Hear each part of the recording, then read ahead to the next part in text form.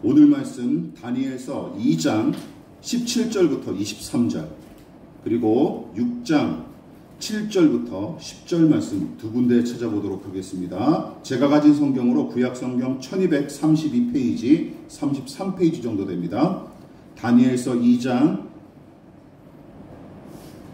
17절부터 23절 먼저 함께 읽도록 하겠습니다. 제가 먼저 읽고 여러분들이 읽도록 하겠습니다. 교독하고 읽겠습니다. 제가 먼저 봉독합니다. 이에 다니엘이 자기 집으로 돌아가서 그 친구 하나냐와 미사엘과 아사랴에게 그 일을 알리고 하늘에 계신 하나님이 이 은밀한 일에 대하여 불쌍히 여기사 다니엘과 사람들이 바벨론에 가진 지혜자들과 함께 죽임을 당하지 않게 하시기를 그들로 하여금 구하게 하니라. 이에 이 은밀한 것이 밤에 환상으로 다니엘에게 나타나 보임에 다니엘이 하늘에 계신 하나님을 찬송하니라. 다니엘이 말하여 이르되 영원부터 영원까지 하나님의 이름을 찬송할 것은 지혜와 능력이 그에게 있으리라. 그는 때와 계절을 바꾸시며 왕들을 폐하시고 왕들을 세우시며 지혜자에게 지혜를 주시고 총명한 자에게 지식을 주시는도다. 그는 깊고 은밀한 일을 나타내시고 어두운 데에 있는 것을 아시며 또 빛이 그와 함께 있도다. 다 같이 나의 조상들의 하나님이여 주께서 이제 내게 지혜와 능력을 주시고 우리가 주께 구한 것을 내게 알게 하셨사오니 내가 주께 감사하고 주를 찬양하나이다. 곧 주께서 왕의 그 일을 내게 보이셨나이다 하니라. 아멘. 6장 넘어가 보도록 하겠습니다. 6장은 7절과 10절입니다. 7절부터 10절 말씀 제가 먼저 봉독하겠습니다. 나라의 모든 총리와 지사와 총독과 법관과 관원이 의논하고 왕에게 한 법률을 세우며 한 금령을 정하실 것을 구하나이다. 왕이여 그것은 곧 이제부터 30일 동안에 누구든지 왕 외에 어떤 신에게나 사람에게 무엇을 구하면 사자굴에 던져넣기로 한 것이니이다. 그런즉 왕이여 원하나보네 금령을 세우시고 그 조서에 왕의 도장을 찍어 메대와 바사에 고치지 아니하는 규례를 따라 그것을 다시 고치지 못하게 하옵소서 하매. 이에 다리오 왕이 조서에 왕의 도장을 찍어 금령을 내리나 다 같이 다니엘이 이 조서에 왕의 도장이 찍힌 것을 알고도 자기 집에 돌아가서는 윗방에 올라가 예루살렘으로 향한 창문을 열고 전에 하던 대로 하루 3번씩 무릎을 꿇고 기도하며 그의 하나님께 감사하였더라. 아멘. 말씀의 제목을 다 같이 한번 읽어보시겠습니다. 자, 시작. 더 깊고 짙은 감사의 신앙. 더 깊고 짙은 감사의 신앙이라는 제목으로 말씀의 은혜를 나누도록 하겠습니다. 성경은 하나님께서 당신을 배반하고 우상숭배를 일삼으며 불의를 저질렀던 북이스라엘과 남유다를 결국은 당시 패권을 장악했던 아수르와 바벨론을 각각 일으키셔서 징벌하신 거로 성경이 기록했습니다. 특히 남유다는 아수르에 이어 근동의 패권을 장악했던 바벨론의 침략으로 망해버렸고 바벨론은 남유다의 많은 백성을 포로로 사로잡아 자기네 땅으로 강제 이주시켜버리죠. 그런 역사의 소용돌이 중에 바벨론에 포로로 끌려온 자들이 있었는데 그 사람들이 바로 오늘 본문에 등장하는 다니엘과 하나냐와 미사엘과 아사랴 4소년이 있었던 것이었죠. 그런데 이 4명의 소년이 왕궁에서 일할 후보생으로 발탁을 받은 뒤 3년 동안 이어진 훈련을 받았고 실제로 발탁되어져서 왕을 가까이서 모시는 요직에 선발이 됩니다. 그런데 어느 날 느부갓네살 왕이 흉흉하면서도 신비한 꿈을 꿨고 이 꿈이 분명히 자신과 이 바벨론 나라를 향한 일종의 강력한 계시임을 직감했었는데 이 꿈이 무엇을 의미하는지 알아보기 위해 바벨론 전역의 이름난 무당과 점쟁이를 불러 모으기에 이릅니다. 그런데 바벨론 왕은 이렇게 생각했던 것이죠. 야, 진짜 신령한 무당이나 점쟁이라면 나의 꿈 이야기를 듣고 해석하는 정도가 아니라 아예 지난밤 내가 꾼 꿈이 무엇인지 그 내용까지 알아맞혀야 진짜 신령한 무당이 아니겠느냐 이렇게 생각을 했던 것이죠. 논리적으로 맞는 얘기죠. 그러니까 자기가 말하지도 않았는데 자기의 꿈의 내용을 정확히 이야기하는 자의 말을 들어보겠다라는 것입니다. 이렇게 작정한 까닭에 자기를 고민하게 한 그 꿈의 내용과 해석 두 가지 모두 제대로 맞추는 자가 없으면 전국에 퍼져 있는 모든 무당과 점쟁이들을 벌하겠다고 으름장을 놓기에 이릅니다. 꿈을 해석하는 정도는 여러분 점쟁이가 아니더라도 누구나 대충 할 수 있는 일이지만 무슨 꿈을 꾸었는지 상대방의 머릿속에 들어가지 않는 한은 이거 불가능한 일 아닙니까? 무슨 꿈을 꾸었는지 알아맞히는 일은 거의 불가능한 일이죠. 게다가 무당과 점쟁이를 비롯하여 신하들까지 이 일 때문에 처벌당할 위기에 놓였고 다니엘과 세 친구도 이 소용돌이에 휘말려서 왕이 보낸 근위대장 아리옥의 손에 죽임당할 찰나였습니다. 그런데 다행히 다니엘이 아리옥을 설득해서 바벨론 왕 앞에 나아갈 기회를 얻었고 그는 왕에게 꿈의 내용을 알아내고 그것을 해석하기 위한 말미를 주십사 간청하기에 이르죠. 그런 후에 다니엘은 세 친구와 더불어 이 난제를 해결하기 위해 하나님께 간절히 기도합니다. 그런데 그날 밤에 하나님께서 환상을 통해 느부갓네살이 꾼 꿈의 내용과 그 해석을 다니엘에게 직접 계시해 주셨고 다니엘은 그에 관한 고백을 다음과 같이 기록하면서 회고하고 있습니다. 23절이죠. 같이 한번 읽어볼까요? 시작. 나의 조상들의 하나님이여 주께서 이제 내게 지혜와 능력을 주시고 우리가 주의 구한 것을 내게 알게 하셨사오니 내가 주께 감사하고 주를 찬양하나이다. 곧 주께서 왕의 그 일을 내게 보이셨나이다 하니라. 자, 다니엘은 느부갓네살 왕이 꾼 꿈의 내용과 그리고 그 꿈에 대한 풀이까지 환상을 통해 보여주신 하나님께 감사하며 찬양했습니다. 자, 여기서 제가 여러분들에게 말씀드린 첫 번째 이것이죠. 이것은 감사하고 찬양할 수 있는 분명한 근거가 제시되어 있기 때문에 우리가 납득이 될 만하죠. 여기까지가 이제 우리 기본적인 감사와 찬양의 근거다라고 얘기할 수 있죠. 여러분 국어사전에서 감사라는 말 찾아보신 적 있으십니까? 국어사전은 감사를 이렇게 정의했어요. 어떻게? 같이 읽어볼까요? 시작. 고맙게 여기는 마음. 간단하죠? 고맙게 여기는 마음. 무엇보다 저는 이 말씀을 준비하면서 그런 생각을 해봤습니다. 생각이 있는 사람이라면, 상식이 있는 사람이라면, 또한 혼자서 태어나고 살아가는 것 자체가 우리 인생은 불가능할 뿐더러 누군가의 도움이 절대적으로 필요한 것이 사람 사는 인생임을 아는 사람은 감사하지 않을 수 없습니다. 그래서 신앙의 연륜과 학력과 재산 정도와 관계없이 성숙한 사람의 특징 중 하나가 뭔지 아십니까? 감사하는 태도가 있느냐 없느냐, 잘 감사하는 사람이냐, 고마움을 잘 표시하는 사람이냐, 이게 또 그 사람의 인격을 판단할 수 있는 아주 중요한 요소가 되는 것이죠. 생각해 보십시오. 누군가에게 받은 것이나 얻은 게 없다고 생각하면 도저히 감사할 수가 없고, 그래서 억지로 쥐어 짜낼 수 없는 것이 바로 감사의 마음입니다. 어쨌든 자신이 어떤 혜택이나 좋은 것을 누군가에게 받아 누렸다고 한 사람이 확신할 때 나타나는 자연스러운 반응이 바로 고마움, 즉 감사라는 것이죠. 다시 말해 고마워해야 할 이유와 근거가 있어야 감사할 수 있는 것이죠. 여러분 신앙에서도 마찬가지입니다. 여러분 하나님께서 베푸신 은혜를 아는 사람만이 하나님께 감사할 수 있는 거예요. 그렇지 않습니까? 하나님께 내가 받은 것이 무엇인지 알아야 감사를 하죠. 모르니까 감사하지 못하는 것이죠. 본문의 다니엘이 바로 하나님께, 이 장에서 하나님께 감사했던 것은 그와 친구들이 맞닥뜨린 난관을 모면할 수 있는 어떤 살 길을 계시로 제시해 주셨기 때문이었습니다. 그래서 다니엘은 이 은혜를 베푸시어 문제를 해결할 수 있게 하신 하나님께 진심으로 감사하고 찬양할 수 있었던 것이죠. 여러분 이처럼 감사란 1차적으로 받은 것에 대한 고마움과 소중함을 나타내는 선한 반응이라고 할 수 있는 것입니다. 물론 제가 앞에서 말씀드렸듯이 내가 받고 얻은 게 무엇인지 알아야 감사할 수 있고, 받고 얻은 그것이 얼마나 소중한 것인지 알아야 감사할 수 있는 것이죠.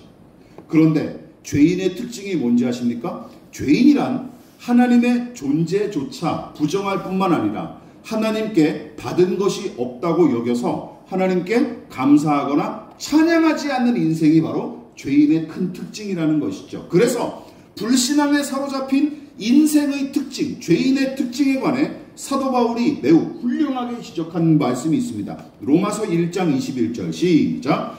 하나님을 영화롭게도 아니하며 감사하지도 아니하고 오히려 그 생각이 허망하여지며 미련한 마음이 어두워졌나니. 여러분 보십시오. 이게 죄인의 특징이라는 거예요.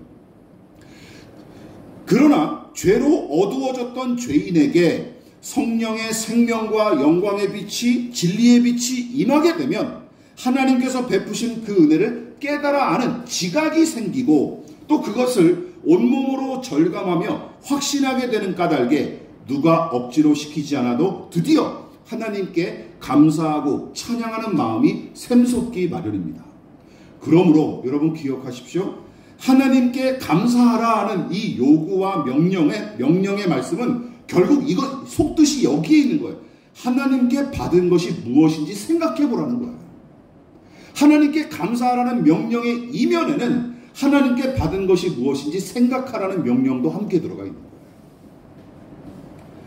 따라서 하나님께 받은 것에 관한 생각이나 확신이 없는 상태에서 주문을 외우듯이 감사하자라고 말해봤자 아무런 유익이 없습니다. 이렇듯 신자는 1차적으로 하나님께 받은 것이 얼마나 소중하고 좋은 것인지 알기에 하나님께 기꺼이 감사하고 찬양할 수 있는 사람이 되는 것입니다. 여러분, 이처럼 받은 은혜를 감사할 줄 아는 믿음도 훌륭한 것이죠. 믿으십니까? 받은 것에 대해서 감사할 줄 아는 것, 이거 당연한 반응이 아니라 이것 자체로도 꽤 소중하고 훌륭한 거예요. 그러나 우리는 이 감사의 수준에서 머무르면 안 됩니다. 더 높은 차원의 감사가 있습니다. 이것이 바로 다니엘서 6장에서 그것을 가르쳐 줍니다.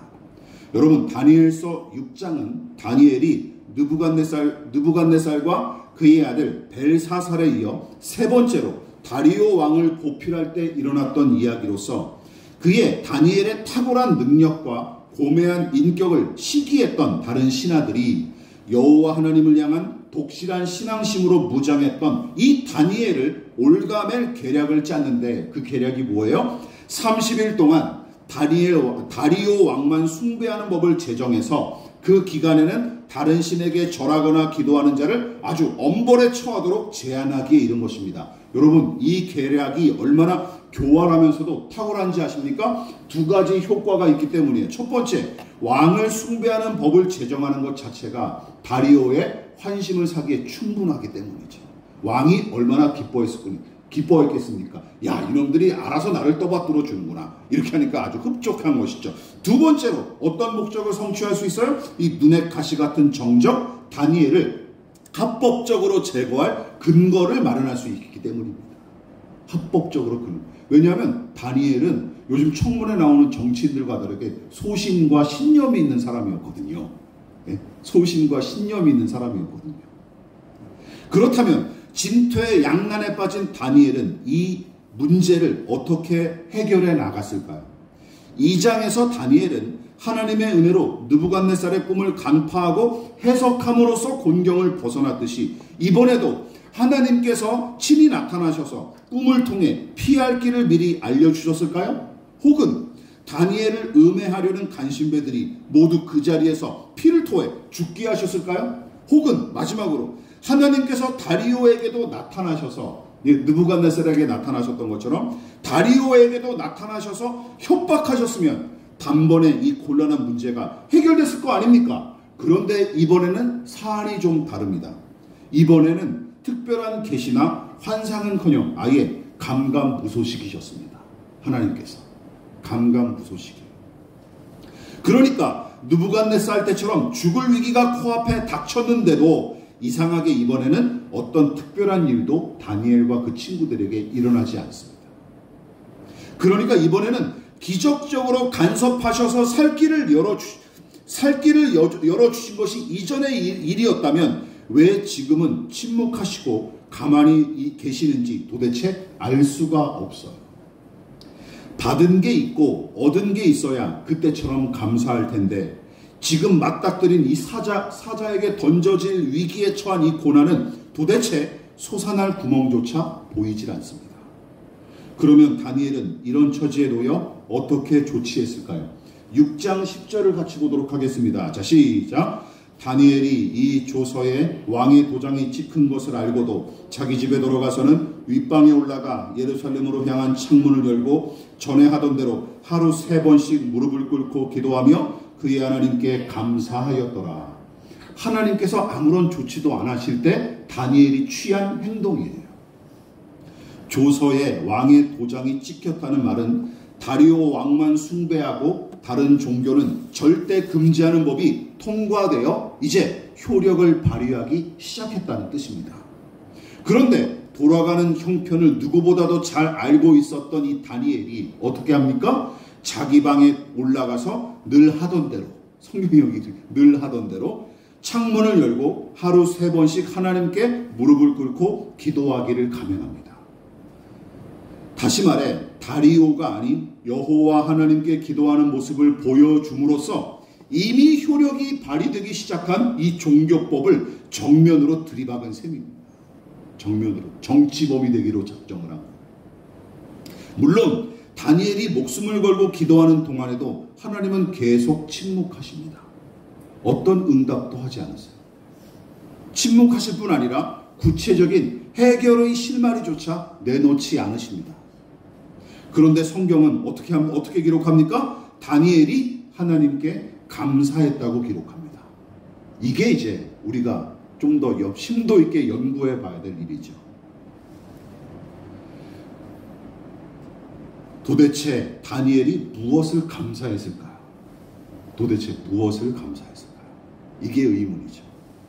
여호와 하나님을 의지하는 신앙 때문에 오히려 자기의 생명이 위협받는 처지로 내몰렸고, 게다가 이전처럼 하나님께서 이 난관을 해결할 수 있는 기적을 베풀어 주시며 간섭하셨다면 감사할 수 있었겠지만, 지금 이 기도를 올리는 이 시간까지는 아무것도 눈에 보이는 게 없고 손에 잡히는 게 없어서 막막한 처지였습니다. 그러니까 감사할 이유가 없는데 그는 감사했던 것입니다. 어떻게 그럴 수 있었을까요? 그렇다면 한 가지는 분명합니다. 잘 들어보십시오. 한 가지는 분명해요. 6장에서 맞닥뜨린 이 고난 중에서도 다니엘이 감사할 수 있었던 근거는 이게 아닌 거는 분명해요. 뭡니까? 당장 손에 잡히고 눈에 보이는 해결책을 마련해 주셨기 때문이 아닌 것은 틀림없는 거예요. 이게 아닌 것은 틀림없는 거예요. 이 이야기인 즉슨 2장에서 고난을 겪었을 때는 하나님이 미리 은혜 베풀어 주신 것으로 문제를 해결할 수 있었기 때문에 기꺼이 감사했지만, 오늘 본문 6장에서는 아무것도 주신 것이 없는데 또한 간섭하신 흔적조차 찾을 수도 없는데 그는 감사하며 찬양했던 것입니다. 감사하며 찬양했던 것. 그러나 오해하지는 마십시오. 다니엘의 감사는 제가 앞서 말씀드렸던 오래전부터 교회 안에 유행했던 감사신앙처럼 맹목적으로 감사의 말을 되뇌어서 무슨 효력이나 효과를 일으키려고 한 게 아닙니다. 그건 주문이죠. 그런 걸 주문이라고 얘기하는 거 아닙니까? 어떻게 우리 기독교 신앙이 주문식 신앙이 될 수 있습니까? 그게 미신적 신앙이죠, 결국은. 다시 말해 다니엘의 감사는 더 깊은 차원에서 할 수 있는 감사로서, 기억하십시오. 아무 근거 없이 주문 외우듯 하는 맹목적인 감사가 아니라 더 깊은 근거를 바탕으로 이루어지는 감사인 것이 틀림없습니다. 자, 그렇다면 6장의 다니엘은 눈에 보이고 귀에 들리며 손에 잡히는 것이 아무것도 없는 처지에서 무엇을 감사했을까요? 자, 우선 우리가 주목할 점은 이것입니다. 2장과 6장에 기록된 다니엘의 감사에는 한 가지 공통점이 등장합니다. 자, 앞에서 언급한 두 개의 구절을 비교하면서 공통점을 찾아볼까요? 자, 다시 한번 2장 23절 읽어볼게요. 시작. 나의 조상들의 하나님이여, 주께서 이제 내게 지혜와 능력을 주시고 우리가 주께 구한 것을 내게 알게 하셨사오니 내가 주께 감사하고 주를 찬양하였다. 곧 주께서 왕의 그 일을 내게 보이셨나이다 하니라. 6장 10절 시작. 다니엘이 이 조서에 왕의 도장이 찍힌 것을 알고도 자기 집에 돌아가서는 윗방에 올라가 예루살렘으로 향한 창문을 열고 전에 하던 대로 하루 3번씩 무릎을 꿇고 기도하며 그의 하나님께 감사하였더라. 물론 차이점은 명확하죠. 2장의 감사는 누누이 말씀드렸듯이 느부갓네살의 시험을 통과할 수 있는 해결책을 제시해 주셨기 때문에 감사할 수 있는 것이었고, 6장에서는 구체적인 감사의 근거를 찾아보기가 어려운 게 사실입니다. 이게 명백한 차이점이죠. 그러나 두 가지 구절에 서로 다른 처지에 놓여 감사할 수 있었던 공통 분모이자 근거가 하나 등장합니다. 뭘까요? 하나님입니다. 믿으십니까? 하나님이에요. 하나님께 기도하는 하나님. 이상하게 들리십니까? 자, 쉽게 말해 2장의 감사는 하나님께서 베푸신 구체적인 은혜에 대한 반응이고, 6장에서는 당장 솟아날 구멍을 마련해 주시지 않았건만 하나님께서 이 모든 처지와 형편을 허락하시고 주관하시는 줄로 확신했기에 감사할 수 있었던 것입니다. 믿으십니까? 결국은 감사의 근거가 무엇이었어요? 하나님이라는 것이죠. 하나님. 그러니까 2장의 다니엘은 하나님께 받았기 때문에 감사했고, 6장의 다니엘은 받든 못 받든 상관없이 하나님께 감사할 수 있는 사람으로 성장했던 것입니다. 믿으십니까? 하나님께 감사할 수 있는 사람. 받든 못 받든 상관없이 내가 하나님과 관계를 맺고 있다는 사실을 한 가지 때문에 감사할 수 있는 사람으로 성장하고 진보했던 거예요. 여러분, 이것이 믿음의 진보입니다. 믿으십니까? 중요하죠. 중요한 것은 다니엘에게는 하나님이 주시는 해결책이 있느냐 없느냐의 차원이 아니라 하나님이 가장 중요했던 것입니다. 믿으십니까? 하나님이 가장 중요했던 거예요. 근데 우리가 이 신앙을 잘 모르죠. 우리가 이 신앙을 잘 모릅니다. 그리고 잘 살아내지 못합니다. 우리 특별히 한국교회 교인들이 그런 것 같아요. 눈에 보이고 손으로 만져지고 귀로 직접 들려오는 해결책보다 더 중요한 것은 다름 아닌 오직 여호와 하나님이라는 강력한 메시지가 바로 이 6장에 담겨 있는 거예요. 이 부분을 유념하십시오. 저는 이렇게 상상해 봤습니다. 만일 2장의 느부갓네살의 꿈에 관한 이 문제가 일어났을 때 다니엘이 다른 신이 그 계시를 가르쳐 준다, 혹은 부당한 방법을 통해 살 길이 있다라고 했으면 다니엘이 그 길을 갔을까요? 저는 아니라고 생각합니다. 아니, 거절했을 것입니다. 그 해결책을 주신 분이 하나님이셨기에 다니엘은 하나님께 감사하며 영광 돌렸다고 봐야 옳습니다. 믿으십니까? 하나님이 주셨기 때문에 감사했던 거예요. 해결책 자체가 감사한 게 아니라 그 해결책을 주신 분이 하나님이셨기 때문에 하나님께 감사했던 것이죠. 말이 조금 다르죠. 예. 또한 6장에서 당장 해결책을 마련해 주시지 않았을지언정 하나님께서 선한 뜻이 있으시겠지 하며 감사할 수 있었던 것은, 기억하십시오, 다니엘이 하나님이란 존재 자체를 온전히 신뢰하고 사랑했기 때문에 가능한 일이었습니다. 그리고 이것이 바로 사랑과 신뢰의 온전함이죠. 사랑과 신뢰의 온전함. 엄마 아빠가 무엇을 해줬기 때문에 존경하고 사랑하는 자식들, 잘하는 것이죠. 그것도 박수치고 칭찬해야 될 일입니다. 은혜를 아는 것만 해도 우리 엄마 아빠가 얼마나 이렇게 수고하고 고생하셨냐, 자나깨나 우리 위해서 애쓰셨구나, 이런 걸 아는 것만 해도 이건 잘한 일이죠. 잘한 자식이지만 더 성숙하고 고결하며 깊이 있는 생각과 태도를 지닌 자녀는 어떻게 생각할까요? 비록 부모가 특출난 게 없고 평범할지언정 부모님을 그 자체로 사랑하고 존중해 드리는 것입니다. 믿으십니까? 그게 관계의 끝이 아닙니까? 연인 사이에도 마찬가지죠. 좋은 선물을 서로 주고받아서 끌리기도 하지만 더 깊은 사랑은 무엇입니까? 그와 그녀 자체로 귀히 여기고 사랑하는 것입니다. 그렇지 않습니까? 사람의 정도 마찬가지입니다. 같이 있으면 원수처럼 티격태격하다가도 정작 어려울 때 편들어주고 곤고할 때 곁에 있어주는 이유가 무엇입니까? 그 존재 자체에 대한 애정 때문이죠. 하나님께 감사하는 이유도 마찬가지입니다. 그래서 믿음의 사람들은 하나님께 무엇을 받았을 때도 당연히 감사했지만 더 나아가 하나님의 살아계심과 그 존재 자체가 그들의 감사 제목이었던 것입니다. 믿으십니까? 시편 136편 36절 26절 같이 읽어볼게요. 시작. 하늘의 하나님께 감사하라. 그 인자하심이 영원함이로다. 하늘의 하나님, 그 인자하신 하나님이 내게 살아서 역사하시고 인자하심으로 만나주시고 인도하신다는 사실에 감격해서 시인은 기도했던 것입니다.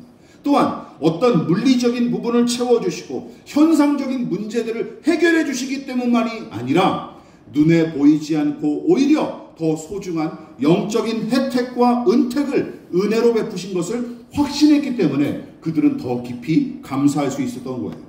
데살로니가 후서 2장 13절 같이 읽어보겠습니다. 사도 바울이 감사하자라고 했던 게 무엇입니까? 시작. 주께서 사랑하시는 형제들아, 우리가 항상 너희에 관하여 마땅히 하나님께 감사할 것은 하나님이 처음부터 너희를 택하사 성령의 거룩하게 하심과 진리를 믿음으로 구원을 받게 하심이니. 여러분, 데살로니가 교회도 외부의 핍박과 내부의 분열로 몸살을 앓고 있었던 교회예요. 그런데 사도 바울이 그들을 향해 감사할 수 있었다고 얘기하는 제목이 무엇입니까? 하나님께서 너희를 택하셨다. 성령이 너희를 거룩하게 하셨다. 진리를 믿음으로 너희가 구원을 받았다. 눈에 보이는 것입니까? 안 보이는 거예요? 못 보는 거예요. 안 보이는 거예요. 히브리서 12장 28절 같이 읽어보겠습니다. 시작. 그러므로 우리가 흔들리지 않는 나라를 받았은즉 은혜를 받자 이로 말미암아 경건함과 두려움으로 하나님을 기쁘시게 섬길지니 또한 감사하자. 무엇 때문에 감사하세요? 영원히 흔들리지 않는 나라를 우리가 받았으니 감사하잖아요. 그 흔들리지 않는 하나님 나라는 보입니까? 안 보입니까? 안 보이는 나라예요. 안 보이는 나라. 믿음으로 구원을 얻게 하시고 성령으로 거룩하게 하신 은혜, 더불어 진동치 않을 하나님 나라의 백성으로 부름을 받는 이 은혜는 당장 보고 듣고 만질 수 있는 게 아니므로 감사하기가 어렵습니다. 그러나 거듭난 믿음의 사람들은 그들이 처한 현실과 관계없이 믿음 안에서 받은 이 영적인 혜택과 은택을 확신했기에 감사할 수 있는 사람, 고난 중에서도 그래서 그들은 감사할 수 있었던 것이었습니다. 말씀을 마무리하도록 하겠습니다. 다니엘이 6장에서 감사할 수 있었던 이유를 우리는 이제 어렴풋하게나마 이해할 수 있습니다. 비록 당장 문제를 풀 수 있는 해법이나 실마리가 주어지지 않아서 빤히 죽을 수밖에 없는 처지였지만 다니엘은 여전히 하나님이 살아계셔서 자신의 삶과 죽음과 관계없이 선하게 당신의 뜻을 성취하시려는 확신이 있었기 때문에 감사할 수 있었던 거예요.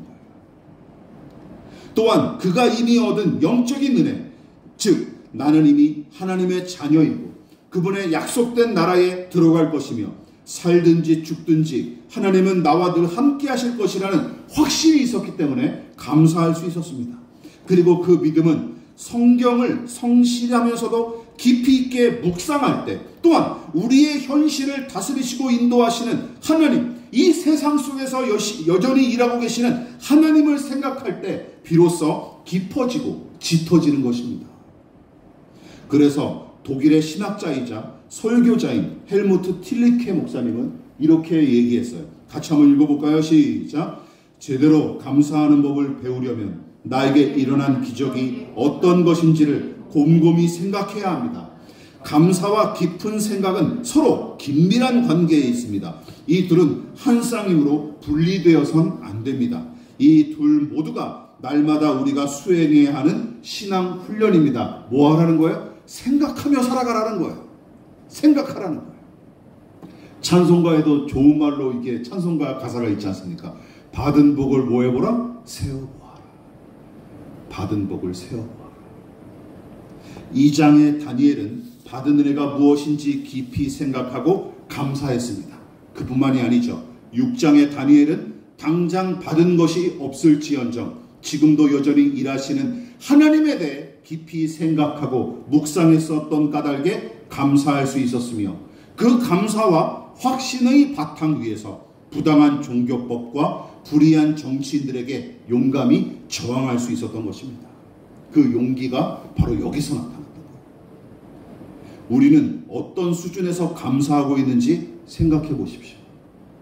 다니엘이 처했던 처지와 비슷한 일을 맞닥뜨렸을 때 우리는 그저 염려와 불평만 터뜨리고 있지 않습니까? 사도 바울은 빌립보서에서 이렇게 권면하고 있습니다. 우리 마지막으로 읽어볼게요. 시작. 아무것도 염려하지 말고 다만 모든 일에 기도와 간구로 너희 구할 것을 감사함으로 하나님께 아뢰라. 바울은 염려해야 될 처지에 기도와 간구로 이겨가되 감사하는 마음으로 하나님께 아뢰라고 가르치고 있습니다. 자, 그렇다면 바울은 무슨 이유로 염려할 때 왜 감사하며 기도하라고 가르쳤을까요? 다니엘 2장의 감사를 넘어 6장에서 감사했던 그 감사의 근거를 생각하라는 말씀입니다. 일맥상통하는 말씀입니다. 감사의 근거를 생각하라는 거예요. 2장의 감사를 넘어 6장의 감사로 나아가라는 말이 바로 바울은 이렇게 표현한 것입니다. 그러므로 고난을 겪는 현실만 바라보느라 불안에 떨지만 마시고, 더불어 그 처지를 당장 벗어날 방법만 찾기에 급급하지도 마십시오. 고난이 닥쳤을 때, 어려운 일을 만났을 때 여러분, 저와 여러분, 하나님을 먼저 생각할 수 있기를 주님의 이름으로 부탁을 드리겠습니다. 하나님을 생각하십시오. 그리고 믿음 안에서 이미 얻은 그 영적인 은택이 무엇인지, 내가 받은 이 눈에 보이지 않는 은혜가 무엇인지 묵상하십시오. 그것이 고난에서 얼른 빠져나올 수 있는 가장 좋은 비결일 줄을 저는 믿습니다. 조건과 상황을 뛰어넘는 감사로 하나님께 나아갈 수 있는 저와 여러분 되시기를 주님의 이름으로 부탁을 드리겠습니다. 하나님은 그런 자를 가장 기뻐하십니다. 그러므로 오늘부터 해야 될 일은 무엇입니까? 나는 이것이 없어, 나는 이것을 못해 해서 불평하고 불만하는 것이 아니라 내게 있는 것이 먼저 무엇인가? 내게 있는 것이 무엇인가? 그것을 소중히 여기고 감사하는 마음부터 시작해야 됩니다. 아니 2장도 넘어가지 못, 2장의 감사도 채 못하는데 어떻게 6장의 감사까지 나아갈 수 있겠습니까? 그렇지 않습니까? 거기서부터 시작해요. 내게 주어진 것이 무엇인가? 내가 지금 손에 쥐고 그리고 내게 공급해 주신 은혜가 무엇인가? 깊이 생각해 보십시오. 그리고 더 나아가서 내 뜻과 내 뜻이 거절당하고 내가 원하지 않는 처지에 놓였을 때 여전히 하나님은 그래도 일하고 계신다라는 이 믿음을 가지고 여러분 더 깊은 감사로 나아갈 수 있기를 다시 한번 주님의 이름으로 부탁을 드리겠습니다. 기도하겠습니다. 그러므로 너희는 이렇게 기도하라.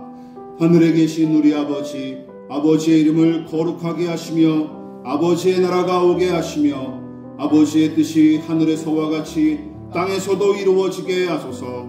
오늘 우리에게 일용할 양식을 주시고 우리가 우리에게 잘못한 사람을 용서하여 준 것 같이 우리 죄를 용서하여 주시고 우리를 시험에 빠지지 않게 하시고 악에서 구하소서. 나라와 권능과 영광이 영원히 아버지의 것입니다. 아멘.